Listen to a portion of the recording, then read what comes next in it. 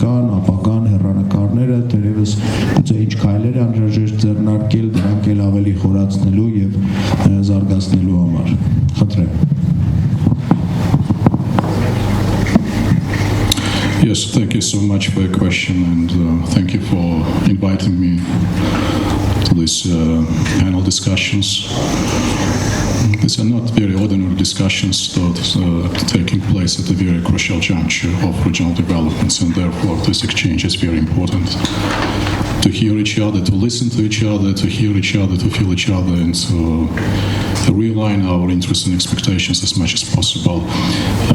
Mr. Milligan has already noted that very recently a level or the level of our bilateral relations have been increased up to the status of strategic partnership.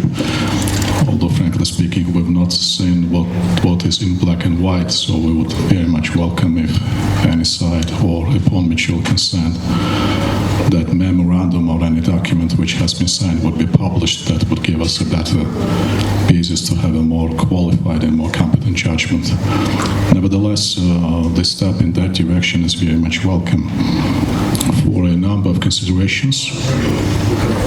And one of those considerations from Georgian perspective, and I don't think it's just from Georgian perspective, from Armenian perspective as well, is trying to reach or keep a regional equilibrium. Let's put it this way. That is really an important challenge, not just for Armenia, but for Georgia as well, and for all the nations, I guess, in the South Caucasus. So how much we would accomplish keeping that regional equilibrium, especially in the context of confluence of regional geopolitical powers, that would be very important, of course. Over the recent days, I've had on a few occasions this connotation, diversification of Armenian foreign policy. That's also became the buzzword. We, from Georgian perspective, would love to see more of a substance, what that means. We had an interesting discussions yesterday, productive meeting at Armenian MFA. We understand that that policy is still at the level of the set of principles. And as we've been told by our Armenian colleagues, there is an intention to crystallize that policy into the security policy paper of Armenia. Of course, that would give us, again, better conditions to see where we are. However, all in all, and to cut the story short, that diversification policy appears to be very encouraging. It appears to be very promising because it brings two nations even closer to each other. I have to say that Georgia is pursuing perhaps its own version of diversification. Just my personal observation. If you would ask me what that diversification from Georgian policy standpoint means, I would rather split them into two key pillars. One is the mainstream pillar of Georgian foreign policy, which in itself could be split into four directions or sub-directions. Direction number one, the United States of America.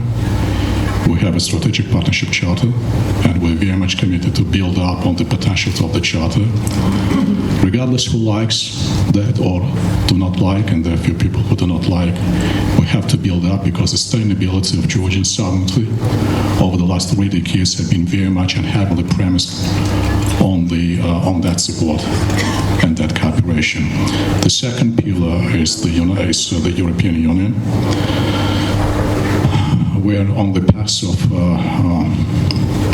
integration, and hopefully, fingers crossed, by the end of this year we will open a new chapter which would relate to opening the negotiations with EU on Georgia's accession. The next pillar is China, and I often call it working relations with China, although we recently also, relatively recently, made a public statement about strategic nature of our relations with China. But frankly speaking, again, we have to see how that works in practice. But nevertheless, this is one of the priorities, and especially that is priority because of the infrastructure projects which lay across the region and which are in the pipeline. And the fourth direction is Russia, as we call it, managing relations with Russia. Managing relations. So those four ingredients of the mainstream pillar of Georgian foreign policy. And the second the pillar, it's the regionality. For quite some time, that's my personal observation, Georgian foreign policy has been quite heavily disconnected from the regional implications. So it's time for us to get back to see what's happening in the neighborhood and to lay down solid foundations for a better understanding of each other. And therefore, in that context, these discussions and this meeting means a lot for us. Hopefully my Armenian colleagues would agree with me that in terms of that regionality, we Georgians on our side could provide with some practical input in terms of nexus or conduit with some other nations with whom we have better relations, and we could provide with a practicable support. There are some nations with whom Armenia has special relations and Georgia is not dealing with intensively, and that could be sort of, we could be complementing each other in that respect. When I say in a complementing, and I already mentioned the regionality and regional infrastructures, there are two nice words which we often repeat in course of different discussions. It's interconnectedness and interdependency.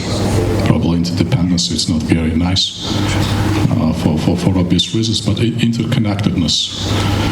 And that the initiative which was declared by the Prime Minister Pashinyan and various Georgian initiatives, on top of those, the Middle Corridor,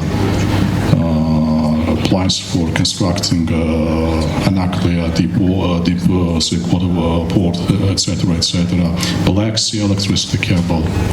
So those are the projects which create the substance of the interconnectedness and create the substance of the old-fashioned concept, which means peace via commerce or peace via trade. And that also an important benchmark on the radars. Next direction into which Georgia and Armenia could be looking at is the concept of the global south. That's where we could discuss about our suitability and our proper place.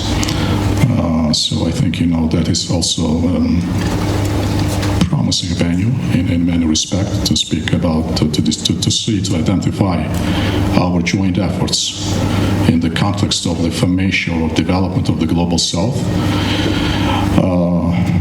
And the next direction which comes to my mind, it is the sustainability issue. Our institutional capacity, both on Georgian side and on Armenian side, is not mature enough, to put it softly, to put it diplomatically. That's where we could help each other by knowledge sharing, by experience sharing, and even beyond that. I often repeat that the modern security is not just about weaponry. It's much deeper. It's about social cohesion. It's about institutional viability. It's about the strength from inside.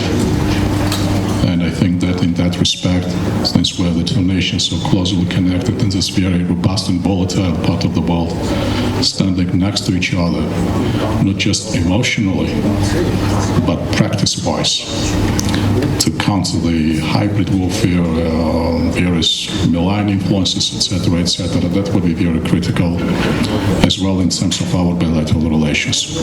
So, ladies and gentlemen, all in all, we often repeat that historical bonds, emotional connections, of course, history, so forth and so on, all this sounds very nice, but the realities of this world is about interests, is about transactionality, it's about trade-offs, so let's work in this direction, let's think about kind of a roadmap where we could better align our expectations and better realign our interests as well. So this is probably some thoughts from my side. Hopefully I'm not too much of time, but very much open to any type of sensitive questions. Thank you. Շնորհակալություն, պարոն Կիպյանի։